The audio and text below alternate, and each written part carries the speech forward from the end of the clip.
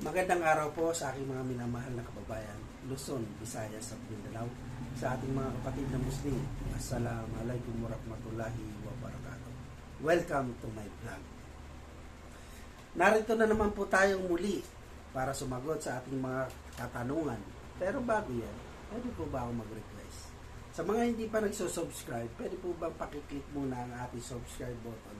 Makikita po yan sa ibaba na hugis icon or hugis bell sa ibaba. Okay? Para sa mga nanonood ng vlog natin ngayon, ang tatalakayin natin ngayon ay ang tungkol sa 100k cash benefit for 100 years old. Yes! 100k para sa makakaabot sa edad na 100 taon. Opo, tama po ang narinig nyo. 100k. Napakasarap sa pandinig. Hindi po ba? Tumataging din kasi na 100,000. Sobrang daming mabibili sa 100,000. Ang tanong, marami pa bang mabibili sa 100,000? May silbi pa ba talaga ang 100,000 sa nakakuha nito or makakakuha pa lang? Pag-usapan natin ngayon yan. Ito ang aking opinion. Alam nyo po, napakasarap pakinggan na ang gobyerno natin ay nagbigay ng 100,000 pesos sa sinumang makakarating din sa edad na 100 taon. Ay, napakasarap, hindi po ba? Diba? Siguro yung mga 97, 98, or 95 na dyan, tuwan-tuwa na. Kasi ilang taon na lang, makakatanggap na sila ng 100k. Ay, napakasarap talaga. Ngayon ang tanong, masaya ba sila sa makukuha nila? Dahil nagkaroon sila ng edad na gano'n, ang tanong ba, alam pa ba nila yung 100,000 pesos? O alam pa ba nila ang pera? Kasi marami yan, line of 80s pa lang, ulihan nila, hindi po ba? Marami pong ganyan. Minsan, sometimes, 70s. May mga sakit na, malubangan na. Hindi, maraming, ibig sabihin, maraming hindi nakakuha ng 100,000.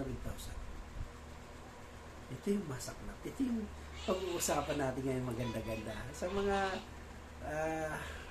may edad-edad na dyan, di ba? Sabi natin nagkakatahid na, kumbaga. Yung nagkakahid ng 70, malapit na, 30 years old na lang, makakatanggap ka na rin. Ang tanong nga po ba, may silbi pa po ba talaga yan sa mga nakakatanggap o makakatanggap pa lang? Alam nyo, sa opinion ko lang, para sa akin, walang silbi na po yan. Wala na po silang alam dyan sa bagay na yan. Alam nyo kung anong mangyayari dyan. Magdudulot pa yan ng pag-aaway ng pamilya. Bakit po? Kasi, yung 100 taon na may edad, wala na yan, lupay-pay na yan. Kaya ito sabi mo hindi na nga niya alam yan, 100,000 na yan Ngayon, sino mag-away-away dyan? Yung mismong pamilya, yung mga anak. Yung kukuha ng perang yan. Di ba? Oh, ano gagawin pa ni Ermat dyan, di ba? Oh, gawin natin, hati-hati na lang tayo. May swapang. Hindi. Mas malaki yan sa akin. Sa iyo, nangyayari po yan, di ba? May nagbarilang ba yan, may saksak, may taga, di ba? Dahil sa pera. Ayan. Ano po ba may dudulot sa isang 100 years old para bigyan mo ng ganyan? Ako naman po wala akong opinion lamang po.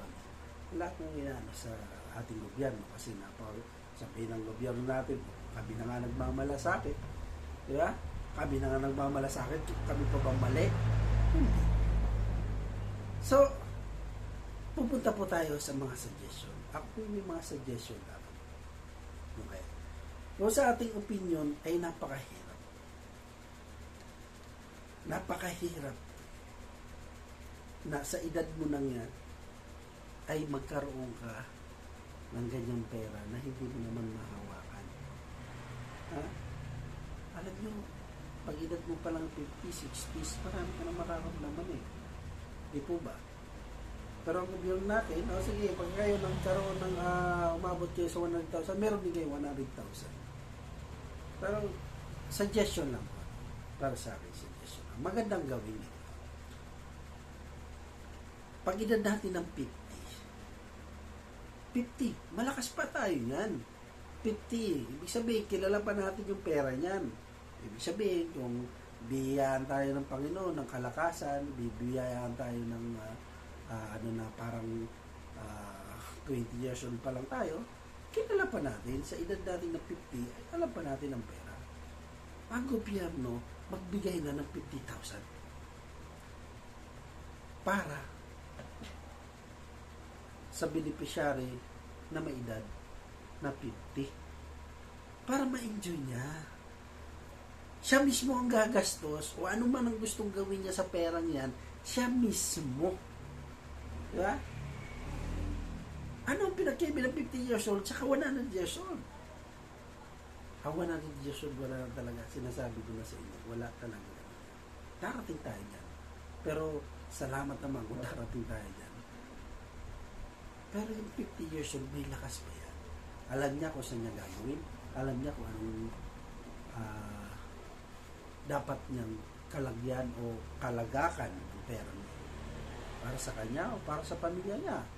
Hindi po ba? O sumasangayon po ba kayo sa mga sinasabi ko, sa mga may 50 years old dyan, diba? Sa mga daddy, mami, lola, lolo natin yan, mag-comment nga kayo sa pag-usapan natin itong talakayan na to. Kasi, alam mo, napakaganda eh. Napakaganda talaga ng talakayan na to. Kasi bakit? Ang gobyerno natin nagbibigay. Diba? Ng, parang, ano na yan eh, parang bonus na ikaw ay nagkaida ng ganito, ito yung para sa'yo.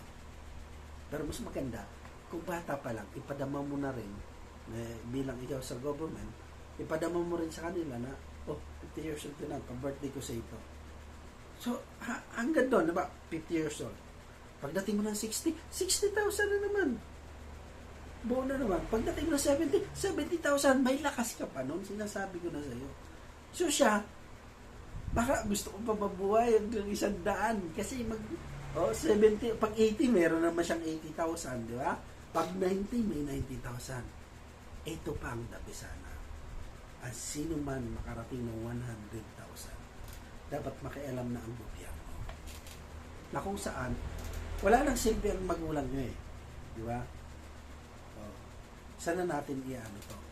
Dapat, kasi, especially sa mga kapatid natin Kristiyano, iba naman ang pananaw nila sa pag-ano dyan. Kasi pati sa mga pag namatayan paglilibing, mga taol, mga daming pangangalangan, di ba? Ibig sabihin, pwede natin i-ano to dun sa yung makukuha. Ganun pa man, kasi maraming hindi umabot sa 100 years old.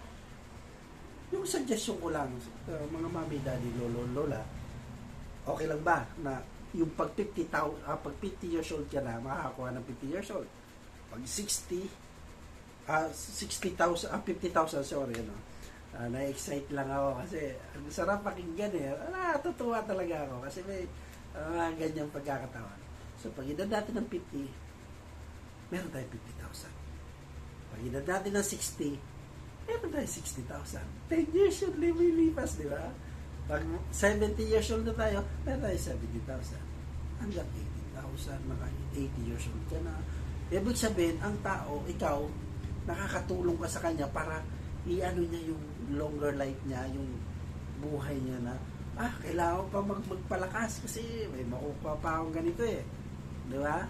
So, ikaw, sa gobyerno na nagbibigay, para nakatulong ka pa sa, kasi ngayon, kahit bata, kapag natidepress ang tao, kahit sino naman siguro, di ba? Pag natidepress ang tao, inisip nila, mas gusto ko na lang matay. Ang dami dyan.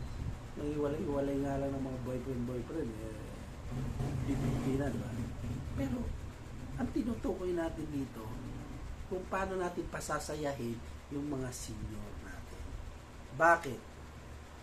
Pag edad ng 50s, marami na pong mararamdaman yan. Sinasabi ko sa inyo, may mga sasakit likod, may mga bisyong inom-inom pa yan.